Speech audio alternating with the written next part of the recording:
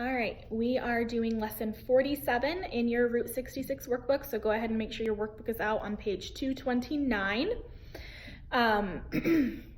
So this is called, we're still in the Gospels, and this is called Jesus' Ministry of Miracles. My camera is slipping. Okay. So let's read along here on the top of 229. It says, Jesus showed his love for people by helping them in ways no one else could. He healed them without medicine. He fed them by turning water into wine and a few fish into many fish. He cast evil spirits out of people, giving freedom from Satan.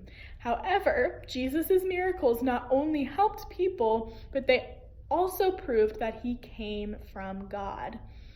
People whispered about Jesus, "Do you think he's really the Messiah?" He must be. No one could perform all of these signs and miracles if he were not from God. So the miracles were proof that Jesus did come from God, that he was God, that he was who he said he was. All right, so we're going to be talking about miracles, so we need to define what is a miracle.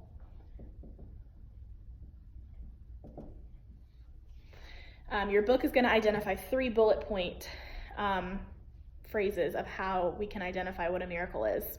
So think for a second about what you would say a miracle is.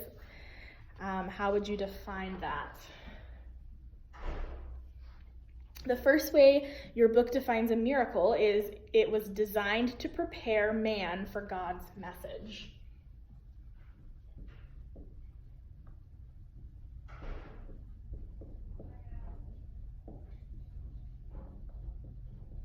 Designed to prepare man for God's message.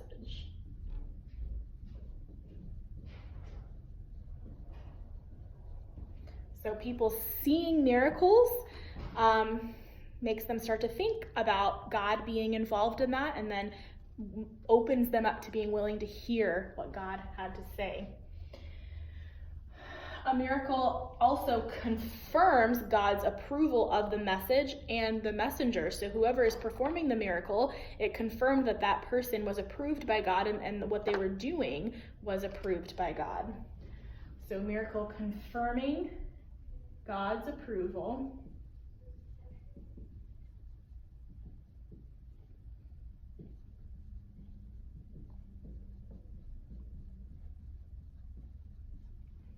Of the message and the messenger.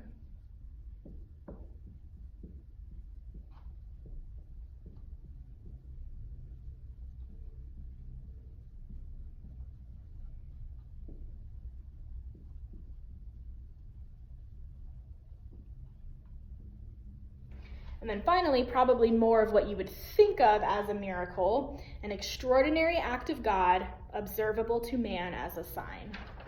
An extraordinary act of God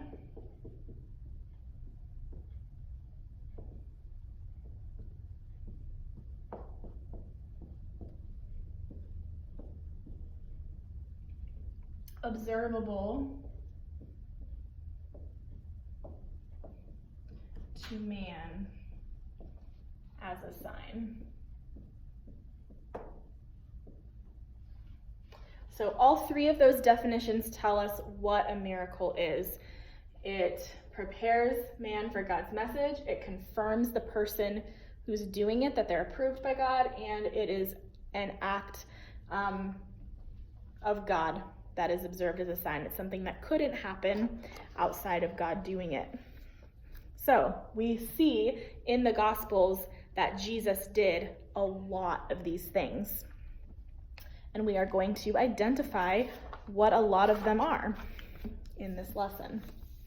All right, I'm going to go ahead and erase that, and then we will move forward.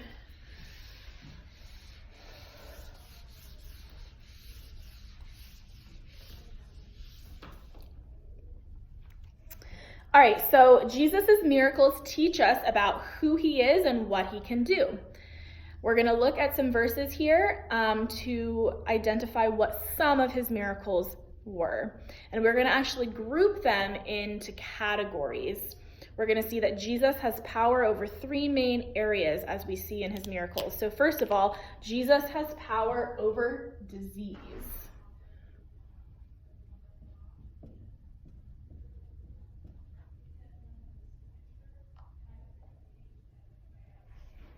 Jesus has power over disease. So we're going to see several examples of how Jesus had power over disease.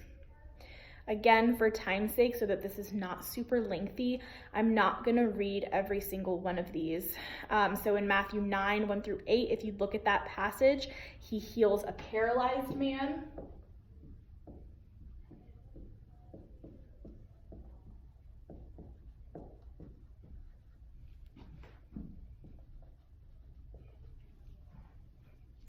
In Mark 7, 31 through 37, he heals a deaf mute.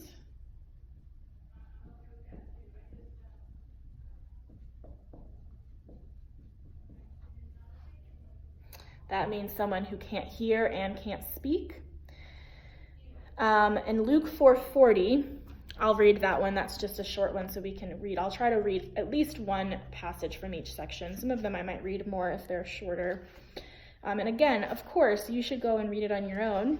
And a lot of these you probably have read before. I just don't want these videos to be an hour long, and I think it will be if we read every single passage. So Luke 4:40 says, "At sunset, the people brought to Jesus all who had various kinds of sickness, and laying his hands on each one, he healed them." So in this one, we just see people bringing him a whole group of sick people with all different kinds of sicknesses, and he heals them all by touching them with his hands. So he heals many kinds of sicknesses.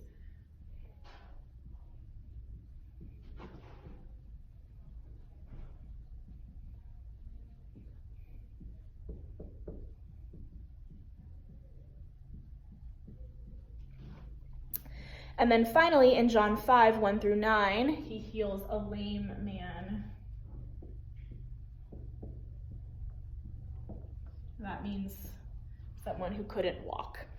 So we see Jesus healing all different types of people of sicknesses, showing his power over disease. And that isn't even every single instance of him healing in the scriptures, but those are just some examples. Sorry, earlier I said that there were going to be 3 things Jesus had power over. That was wrong. It's 4. I was going off of memory and I didn't remember correctly.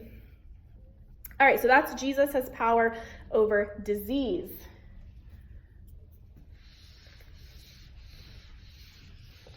Jesus also has power, and this is a big one, an important one, over death.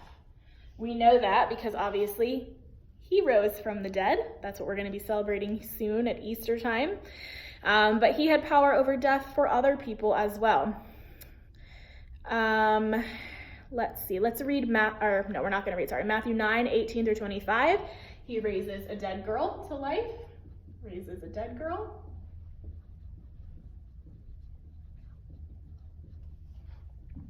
In Luke 7, 11 through 15, he raises the only son of a widow.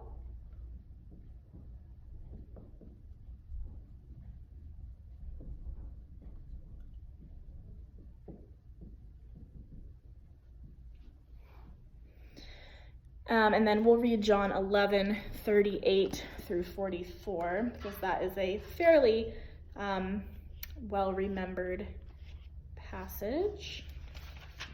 John 11, 38 through 44. Jesus, once more deeply moved, came to the tomb. It was a cave with a stone laid across the entrance.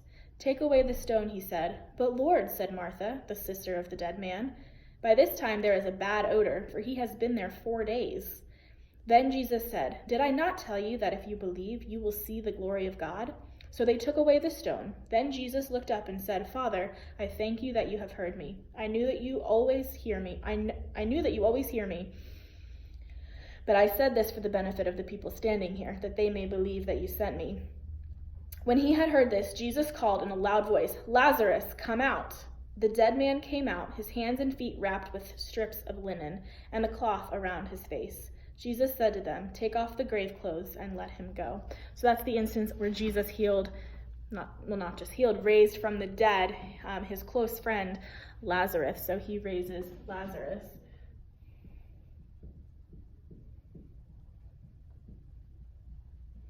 So obviously, huge miracle to be able to raise someone from the dead. Jesus had that power over death. And we know, obviously, that the ultimate power over death was when he raised himself from the dead.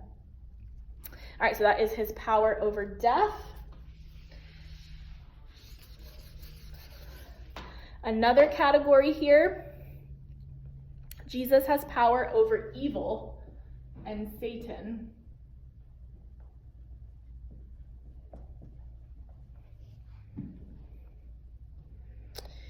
All right, Matthew 8:28 through 34, he heals 2 demon-possessed men.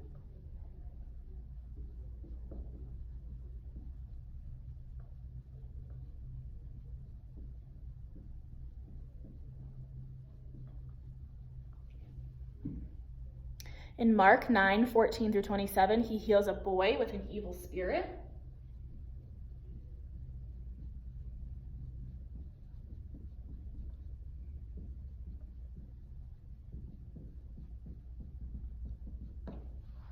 And then let's read Luke 4:41. Luke 4:41 says, moreover, so this actually comes right after the verse that we read in the first section on Jesus healing diseases when he healed the large group. So after he healed the large group, it says, moreover, demons came out of many people shouting, you are the Son of God. But he rebuked them and would not allow them to speak because they knew he was the Messiah. So it wasn't time yet for people to know who he was.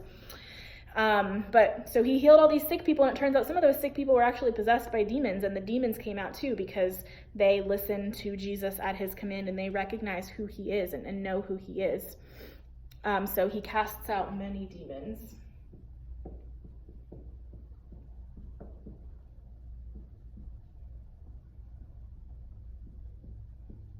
So we see that Jesus has power over disease, over death, and over evil and Satan. And we see that by the fact that he's able to cast out demons when people are possessed. And then lastly, Jesus has power over nature. Makes sense because since he, as part of the Trinity, is creator. So he has power over nature. Let's go ahead and read Matthew 8:23 through 27.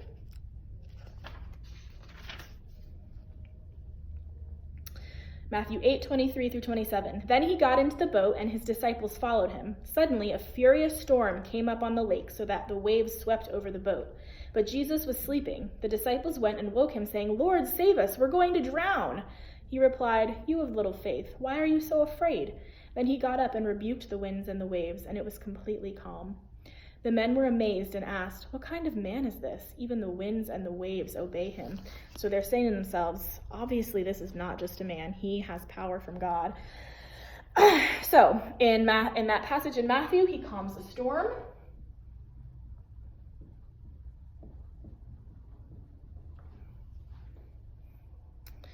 In Luke 9:10 through 17, he feeds 5,000. This is probably a passage you're familiar with. He feeds 5,000 with 5 loaves and 2 fish.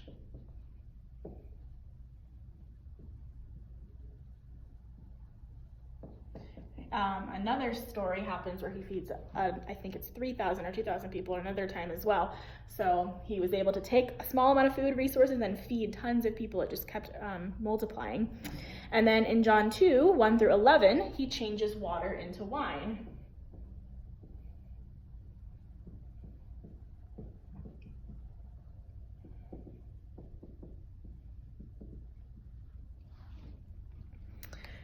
That was actually the very first miracle that Jesus did at a wedding. They ran out of wine, and he changed water into the wine.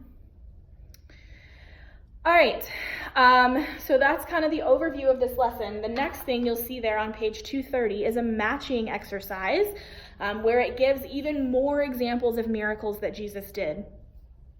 So you are going to do that for an assignment. If you are working hard copy, then I actually gave you a blank chart here, a matching thing that you can do. Otherwise, if you're in the Nearpod, it's going to be there as a matching exercise in Nearpod for you. So it gives you all of these different scripture passages from the gospel, and then it lists out several different miracles, and you're going to match which miracle happened in which passage. Should not be too difficult. Just look up each passage, see what the miracle was, find which letter it is, match it up.